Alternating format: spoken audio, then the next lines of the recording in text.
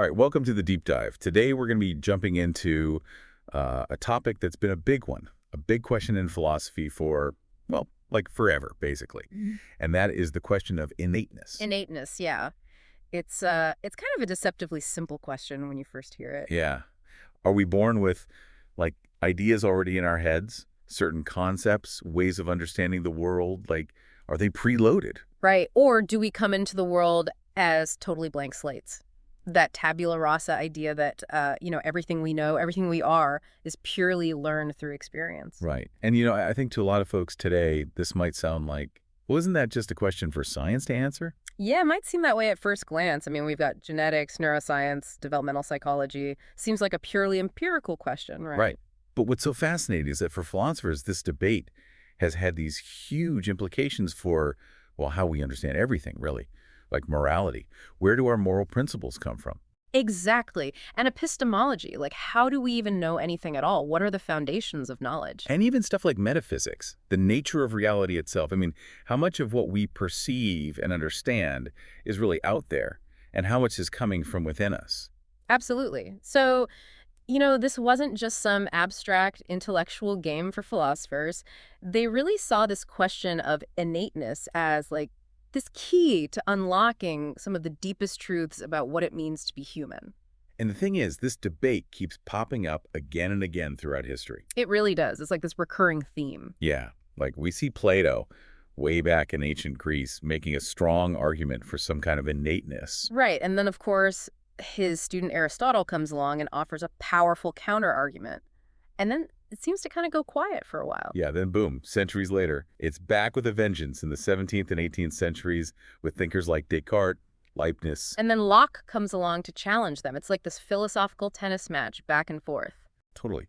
And then, in more recent times, it gets reignited again with Noam Chomsky and his work in linguistics. Exactly. So it's clear that this question of innateness just won't go away. It keeps coming back to haunt us.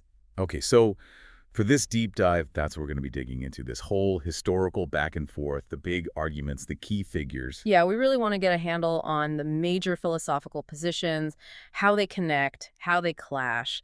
And, at the end of the day, why does this question keep coming back? What is it about this idea of innate versus learned knowledge that's so captivating? All right, so let's go all the way back, to the very beginnings of philosophy with the pre-Socratics. I mean, we're talking like before Socrates. Right, like the dawn of Western philosophy. Yeah, and even then, even before this whole debate was formally framed as innateness versus blank slate, you can already see these, like, hints, these early intuitions of these opposing views. Right. Oh, absolutely. I mean, take, for instance, Empedocles. He's got this vision of the cosmos governed by these forces of love and strife. And he comes up with this idea that, well, knowing is like by like. Like by like. Yeah, the basic idea there is that our minds, they're structured in a way that kind of resonates with the world. We're able to grasp reality because there's this underlying similarity between how our minds work and how the world is structured. So it's almost like we've got these internal structures that mirror the external world. Yeah. That's what allows us to recognize and understand it. Exactly. It's a very early intuition of a mind that's like predisposed to understanding, that has this inherent capacity to make sense of things. Okay, so that's Empedocles. Now, what about his contemporary, Anaxagoras? How did he see it? And Anaxagoras offered a very different perspective. He had this idea that perception is by opposites. So here, the emphasis is on the world actually shaping our minds. Okay, so it's not so much that we have this, like, pre-configured understanding, but rather that the world, through sensory experience, informs and shapes our minds. Right. Our minds start in this, like, less defined state, and then they kind of take on the characteristics of the world around us through experience. And, this is really a clear precursor to the tabula rasa concept, the blank slate, which, of course, becomes super central to empiricism later on. Right, that whole idea that we're born as blank slates and experience writes on us. So it's amazing, even at this very early stage, you can see the seeds of these two major schools of thought starting to sprout. Yeah. It's really remarkable, like Empedocles with his by-like, he kind of anticipates the core of what will become nativistic rationalism. Yeah, and Anaxagoras with this idea of the world informing our minds. He definitely foreshadows the ideas of the British empiricists. Absolutely. And something that's really fascinating about Empedocles, especially for us as philosophers, is just how radical his nativism was. Radical, how so? Well, he's suggesting that all our fundamental ways of understanding everything is somehow built into our very being. Wow, so it's not just a few specific concepts or ideas that are innate, but everything. That seems to be the implication. And that's a pretty bold view. I mean, Yeah. even today, that idea that our most basic cognitive tools, the very ways we think and perceive, are inherent to us, it's still a powerful and attractive position for a lot of philosophers. Yeah, that's a big one to wrap your head around. All right, well, let's move on from the pre-Socratics, take a big leap forward to Plato. Now, he's really the first philosopher to, directly and systematically tackle the question of innateness, right? Definitely. Plato really lays it out there, makes it a central focus. And he does this most famously in the Mythanono. Right, the Mythonon. That's where he introduces his doctrine of anamnesis, right? The idea that all learning is really just recollection. Exactly. He's saying that we're not actually acquiring brand new knowledge from the outside world. Instead, we're remembering truths that our souls already possess. So it's like, somewhere deep down, we already have the answers. And learning is about bringing those answers back to the surface. Right. Sensory experience, thoughtful questioning, all these things, they act like triggers that spark this process of recollection of our innate understanding. Okay, and this is where that whole example of Socrates and the slave boy comes in, right? Precisely. So in the Metamino, Plato has Socrates having this dialogue with an uneducated slave boy. And through a series of carefully crafted questions, Socrates guides the boy to seemingly deduce a geometrical truth. And the implication is that this uneducated boy was somehow able to access this knowledge because it was already within him. Exactly. The idea is that even without any formal training, the slave boy has this innate capacity to grasp mathematical truths. But, as philosophers, we have to be careful about taking these kinds of demonstrations at face value. Right. It's a pretty neat thought experiment, but does it actually prove that the boy has innate knowledge? I mean, a skeptic could say that Socrates is kind of leading the boy to the answer with his questions.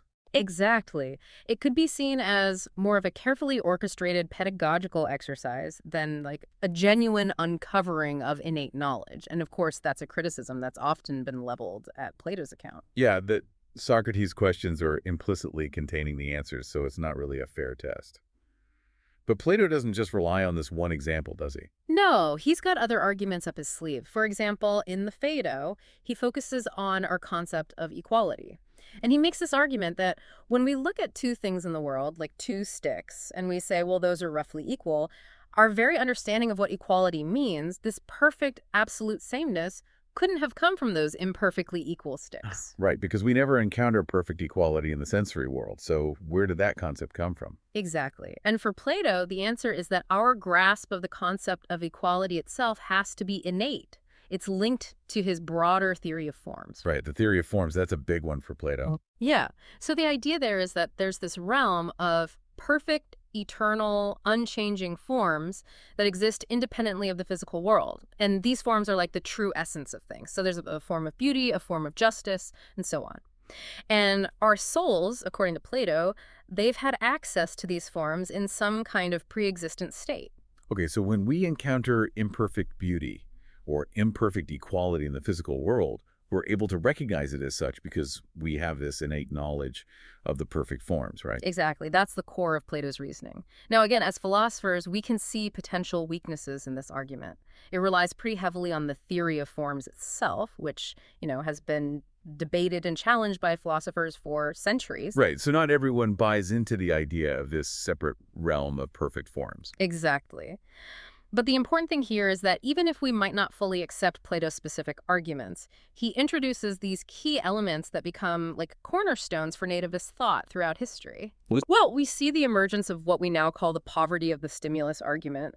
This is the idea that certain knowledge or concepts have to be innate because the sensory information we receive from the world just isn't enough to fully explain how we acquire them. Right, like the world doesn't give us enough data to build up these complex concepts on our own, so something has to be pre-programmed, so to speak. Exactly. And we also see this strong emphasis on mathematical knowledge and abstract concepts as prime examples of potentially innate understanding. This idea that there's something about math, something about these abstract concepts that just seems to point to an innate capacity of the human mind. Okay, now for Plato, what was the point of all this? What philosophical problem was this idea of innateness trying to solve?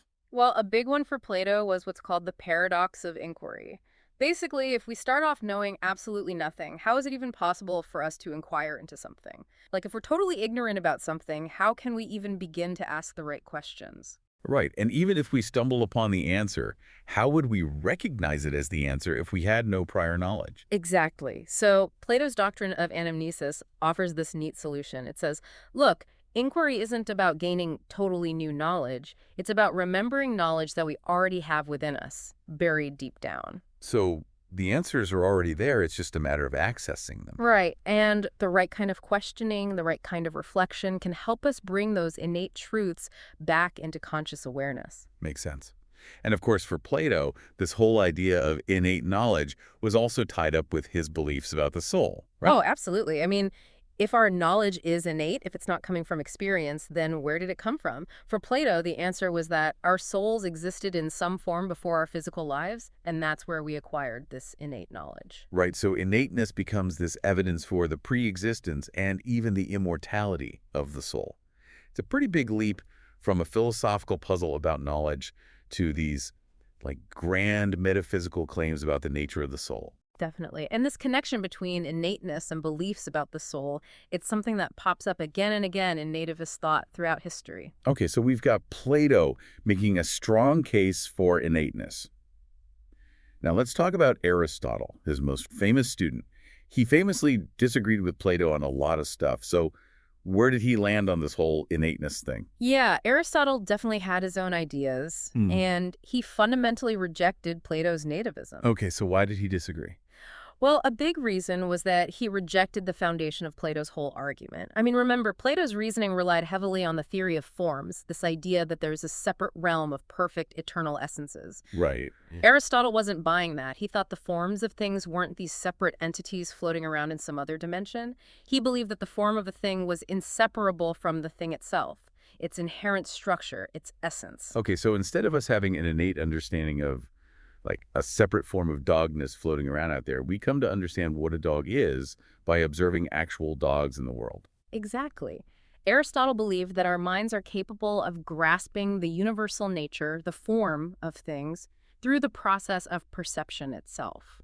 So the information about the form, the essence of the dog, it's not coming from within us, it's coming from the dog itself. Right. And then our minds are able to abstract this universal form from those particular experiences. Okay, so he's clearly against Plato's version of innateness.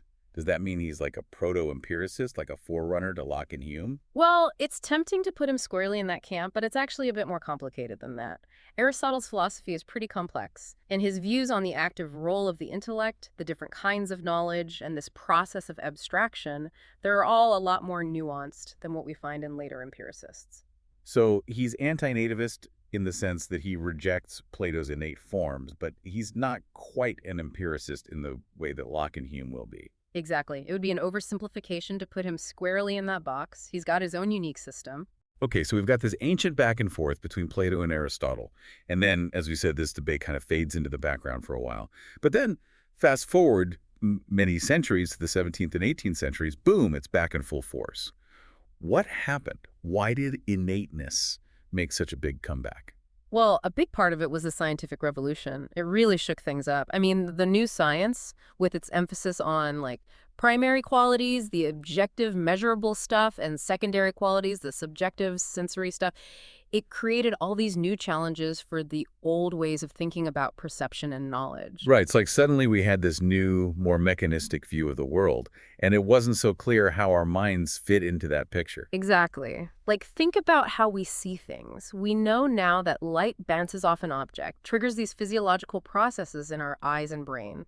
And somehow that all leads to us experiencing a world full of colored, shaped objects existing in space. Yeah, and before the scientific revolution, we had these Aristotelian theories about how perception worked. Yeah. But now it's like, okay, how do we get from those purely physical processes to our conscious understanding of this rich, meaningful world. Right. It's like this gap opened up between the world as described by science and the world as we experience it. And the big question became, how do we bridge that gap? So this fundamental philosophical problem, how do our minds relate to the external world? How do we gain reliable knowledge of it? That question comes back with a vengeance. Absolutely. And René Descartes, who's right at the heart of this philosophical ferment, he grapples with these very issues and he offers a very powerful nativist response. Right, Descartes, the I think, therefore I am guy. So how does he bring innateness back into the picture? Well, one of his most famous arguments is the wax argument from his Meditations on First Philosophy. And in this argument, he talks about how our senses give us all this fleeting, changeable information about an object, like, say, a piece of wax. Right, like the wax changes shape, its texture changes as it melts. It's all very fluid and impermanent. Exactly. But even though all this sensory stuff is changing, we still understand that it's the same piece of wax, right? We still have this stable, rational understanding of its underlying nature as extended substance, governed by mathematical principles. Yeah, it's like we see through the changing appearances to grasp this underlying essence. Right. And so Descartes asks, where does this stable understanding come from? It can't just be from the senses, because the senses are only giving us all this fleeting, unreliable information. So it has to be coming from somewhere else, something within us. Exactly. And for Descartes, the answer is that we have these fundamental, abstract ideas that are present in our minds from birth. Ideas like substance, space, time, causality. And these innate ideas, they act like a kind of framework that allows us to interpret and make sense of the raw data that's coming in through our senses. Precisely. It's like the senses provide the building blocks, and these innate categories of understanding provide the blueprint for how to assemble them into meaningful knowledge. And then reason can operate on this innate foundation to arrive at what he called a priori knowledge, right? Exactly. A priori knowledge, knowledge that's independent of any particular sensory experience. It's knowledge that's based on reason and these innate principles of understanding. Makes sense. And it seems like this idea of innateness, even when he's not explicitly talking about it, is kind of operating in the background of a lot of Descartes' other arguments, right? Definitely. It's like a foundational assumption for a lot of his philosophy, like in his argument for the existence of God, that famous ontological argument. Right, the one where he tries to prove God's existence just by thinking about the concept of God. Yeah, that one. Well, even there, the very idea of an infinite and perfect being, it presented as an innate idea. So it's not something we learn from experience, it's already there in our minds from the start. And because the idea is so perfect, it must have come from a perfect source, God. Exactly, that's the basic logic of his argument. And you see similar things in his ideas about clear and distinct perception. The very notion that some perceptions have this special quality of clarity and distinctness, and that this is a guarantee of their truth, well, that seems to presuppose some kind of innate capacity to recognize and judge these perceptions. Right, it's like we have this built-in truth detector. Yeah, something like that. Now, wasn't there one place where Descartes actually did directly address the concept of innateness?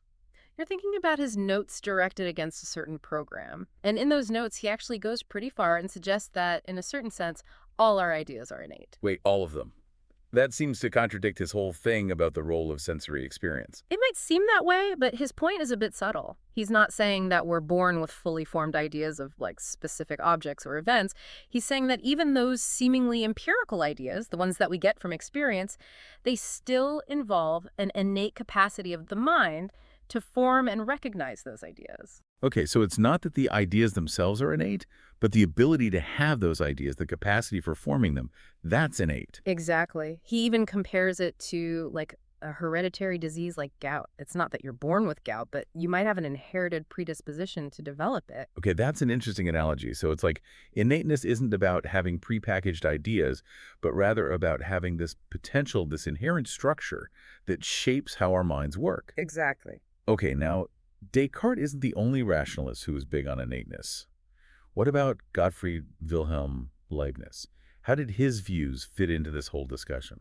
Oh, Leibniz was a huge defender of innateness, maybe even more so than Descartes. He really took the fight to the empiricists, especially in his new essays on human understanding, which he wrote as a direct response to Locke. Right, Locke being the big empiricist we're going to talk about in a bit. So how did Leibniz counter Locke's famous blank slate metaphor? He offered a brilliant counter-analogy. He said, imagine the mind not as a blank slate, but as a block of marble. Okay, a block of marble. How does that work? Well, the block of marble, it's not totally formless, right? It's Hmm. got veins running through it, and those veins, they kind of prefigure the shape that the sculptor can carve out of it. Right, so it's not totally blank. It's got this inherent structure that influences what can be made from it. Exactly. And for Leibniz, that's what the mind is like. It's not just this passive recipient of sensory data. It's got this inherent structure, this set of predispositions, these innate capacities that shape how it receives and processes information. Okay, so we're not just blank slates waiting to be written on by experience. We're more like these blocks of marble with these inherent tendencies that influence how we develop. Exactly. And Leibniz, he really pushed this poverty of the stimulus argument even further. He was particularly focused on our ability to grasp general and necessary truths. Yeah, what are those again? These are truths that aren't just like contingently true, based on our limited experiences. They're truths that must be true in all possible worlds. Like mathematical truths, for example. Yeah, like the Pythagorean theorem. It's not just true because we've observed it to be true in a bunch of triangles. It's true by necessity, regardless of any particular experiences we might have. Right, it has to be true no matter what. Exactly. And Leibniz picks up on Plato's example of the slave boy in the Meno. He says, look, this boy is able to grasp a geometrical principle that holds universally. It's not just about the specific diagrams he's looking at. And that points to an underlying framework of innate ideas and principles that are guiding his reasoning. So, for Leibniz, innateness isn't just about having a few preloaded concepts. It's about having these inborn ways of thinking, these rules of inference, these fundamental principles of reasoning. Exactly. He was one of the first to suggest that our innate endowment could include procedural knowledge, these inborn tendencies to think and process information in certain ways. Right. And didn't he also make a distinction between something being innate and something being known innately? He did. He pointed out that something could be present in the mind from birth, perhaps unconsciously, without us being immediately aware of it. And this is important because it challenges that Lockean assumption that to be in the mind means to be consciously accessible. Right, right. And Leibniz went even further, didn't he? He connected our innate capacities to our very nature as substances. He did. For example, he argued that our innate idea of substance arises from the fact that we ourselves are substances. So our innate knowledge, for Leibniz, it's not just some random collection of stuff. It reflects our very being, our fundamental nature. So for Leibniz, this debate with Locke wasn't just some academic squabble. It was something much deeper. It was a fundamental philosophical battle, and Leibniz even suspected that Locke's rejection of innateness had these deeper implications for religious and ethical beliefs. He Yeah. worried that it could undermine belief in the immaterial soul and the possibility of an afterlife. And then, of course, Leibniz takes things to another level entirely in his monadology, right?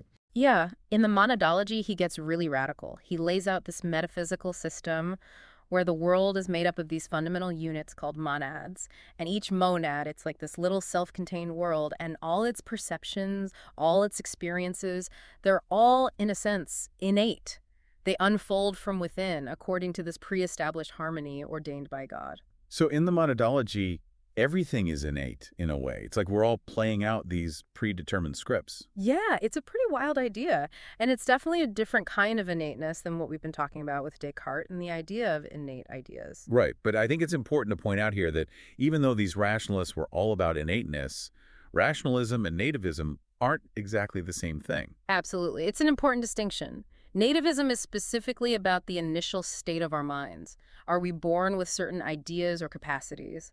Rationalism is a broader epistemological position about the power of reason to give us knowledge. Right. So a rationalist could believe that reason is our primary source of knowledge without necessarily believing that we have all these innate ideas built in. Exactly. And of course, there's a big challenge that gets thrown at these 17th and 18th century rationalists. It's like, okay, let's say you're right. We do have these innate ideas. How do we know they're actually true? How do we know they correspond to reality? Right. Just because something is innate doesn't automatically make it true. Exactly. And relying on a divine guarantee, saying that God wouldn't give us false innate ideas, well, that kind of reasoning was seen as problematic. Yeah, it seems a bit circular. Like, we know God exists because we have this innate idea of God, and we know that innate idea is true because God wouldn't deceive us. Okay. Where does that chain of reasoning even begin? Right. It's not very convincing to the skeptics. So how did Descartes and Leibniz try to address this challenge of how we can be sure that our supposedly innate knowledge is actually true? Well, Descartes, he famously argued that the warrant for an innate truth, the justification for believing it, comes not from its origin, but from its intrinsic clarity and distinctness. So it's not about where the idea came from, it's about how clear and distinct it is to our minds. Right. He said that if an idea is perceived by the mind with perfect clarity and distinctness, then it must be true. Okay, and what about Leibniz? Leibniz, he also emphasized the power of reason, but he also appealed to the self-evident nature of certain fundamental principles, like the principle of non-contradiction, for example, the idea that something can't be both true and false at the same time and in the same respect. Right, that seems pretty basic, pretty hard to deny. Exactly. And for Leibniz, these fundamental principles, they're so basic, so self-evident that they provide their own justification. Okay, so we've got the rationalists laying out their case for innateness. Now let's bring in the empiricists. John Locke and David Hume, they were the big guns on the other side of this debate, right? Absolutely. And they mounted a pretty formidable attack on the whole idea of innate ideas. So John Locke, he's kind of the father of modern empiricism, right? Definitely. And his essay concerning human understanding, that's like the foundational text for this whole empiricist counter movement. And right from the start, he goes straight for the jugular. He wants to completely dismantle the idea of innate principles and He's ideas. like, nope, not buying it. Exactly. He wants to show that everything we know, everything we understand, it all comes from experience. And if that's the case, then we don't need this concept of innateness at all. Okay, so how does he go about dismantling this whole nativist edifice? He's got a two-pronged approach. First, he attacks the supposed evidence for innateness. He basically says, look, the things that nativists claim are universal, they're actually not universal at all. Okay, so what are some examples? Well, one of his most famous arguments is about supposedly innate principles like whatsoever is these really basic, seemingly obvious truths. Right, things that seem like they must be true by definition. Exactly. But Locke says, hold on a minute. If these principles were really innate, imprinted on our minds from birth, then everyone should know them, right? Even little kids, even people with intellectual disabilities. Right, because if it's innate, it shouldn't depend on, like, education or intelligence or anything like that. Exactly. But Locke points out that this isn't the case. You can find plenty of people who don't know these supposedly innate principles or who don't agree with them. Okay, so he's challenging the empirical basis for innateness. What's his second line of attack? That's more of a methodological argument. He says, okay, even if we were to grant that some of these ideas or principles are universal, why do we need to posit innateness to explain them? We can explain them perfectly well with experience alone. Right, it's like Occam's razor, the idea that the simplest explanation is usually the best. Exactly. Locke's like, why add this extra layer of innate stuff when we can account for everything with experience? So his goal is to provide this detailed, comprehensive account of how all our ideas, from the simplest sensations to the most complex concepts, can arise from experience. Right. He wants to show that experience, which he understands as both sensation, information from the external world, and reflection, our internal awareness of our own mental operations.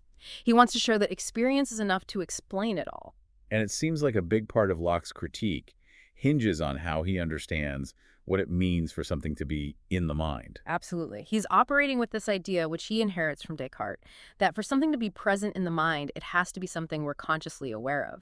So if people aren't consciously aware of these supposedly innate principles, then they can't really be innate, right? Right. But of course, as we saw with Leibniz, this idea of unconscious mental states, that kind of throws a wrench into Locke's argument. Yeah, Leibniz was ahead of his time in that regard. He understood that there could be all sorts of stuff going on in our minds that we're not directly aware of, and that undermines some of the force of Locke's arguments against innate ideas. Right. Okay, now David Hume comes along and kind of takes this whole empiricist project to an even more radical conclusion. Hume, yeah, he's the ultimate skeptic. He really pushes the boundaries of empiricism. So how does he go further than Locke? Well, Hume, he's not even convinced that our minds have this inherent capacity to make the world intelligible. He's very skeptical about the power of reason to give us knowledge of the world. Okay, so he's not just against innate ideas, he's against this whole rationalist idea that our minds can, like, impose order on the world, that we can know things with certainty through reason alone. Right. He's more naturalistic in his approach. He thinks that our understanding of the world is primarily a matter of tracking patterns of sensory experience and forming these habits of association. So it's more about like recognizing regularities in our experiences and developing these kind of like mental shortcuts, these heuristics that help us navigate the world. Exactly. It's a much more grounded, less grandiose view of the mind. And for Hume, understanding becomes a lot more limited. We can't really claim to have this deep, rational grasp of the world's underlying structure. It's more about making sense of things based on our limited, contingent experiences. Okay, so that's Hume's skepticism. But now comes the really weird part. He actually says that all our impressions are innate. Yeah, it sounds kind of crazy when you first hear it, right? The quintessential empiricist saying that everything is innate. Definitely sounds like a contradiction. Well, it's important to understand what he means by innate here. He's not using it in the traditional rationalist sense. So what does he mean? For Hume, the important thing is N.